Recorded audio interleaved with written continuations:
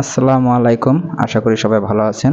আজ আবার চলে আসলাম আপনাদের মাঝে নতুন আরেকটি ভিডিও নিয়ে। গতকাল রাতে আমি অ্যাকোরিয়ামের কাছে গিয়ে দেখে আমি তো অবাক। আমার গাপ্পি মাছগুলো অনেকগুলো বাচ্চা দিয়েছে।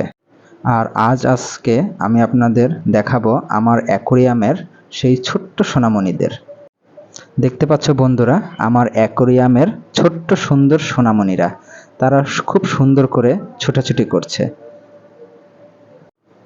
আমার ভিডিওর প্রথম ব্লগে আমি দেখিয়েছিলাম নতুন যে মাছগুলো এনেছিলাম সেই মাছগুলোই অনেকগুলো বাচ্চা দিয়েছে। অ্যাকোয়ারিয়ামে যারা মাছ পালন করে শুধু তারাই জানেন যে এই দৃশ্যটি দেখার পরে তাদের মনের কি অবস্থাটা হয়।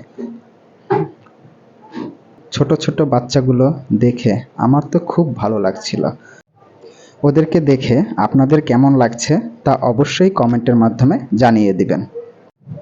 আমার অ্যাকোয়ারিয়ামের মধ্যে আমি কোনো ন্যাচারাল গাছ লাগিইনি, এগুলো সব আর্টিফিশিয়াল।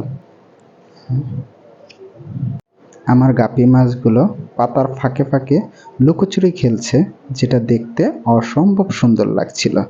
এখানে ছোট ছোট কিছু বাচ্চাদেরও দেখা যাচ্ছে, এরাও পাতার তলে লুকিয়ে লুকিয়ে খেলা করছে তার মার সাথে। গাপ্পি মাছ তার নিজের বাচ্চা নিজেই খেয়ে ফেলে, তাই আপনার অ্যাকোয়ারিয়ামটি ঘন গাছপালা দিয়ে ঢেকে দিবেন, যাতে বাচ্চাগুলো সেই গাছের ফাঁকে ফাঁকে লুকিয়ে থাকতে পারে। আমার অ্যাকোয়ারিয়ামে 2 জোড়া গাপ্পি মাছ আছে এবং একটি শাকার মাছ আছে। আর এখন তো আমার অ্যাকোয়ারিয়ামে অনেক মাছ হয়ে গেছে, যেগুলো পরবর্তীতে আল্লাহ পাক বাঁচিয়ে রাখলে অনেক বড় হবে। আমার অ্যাকোয়ারিয়ামে শাকার মাছগুলো খুব ভালো লাগে। এগুলো চুপ করে একটি জায়গায় বসে থাকে।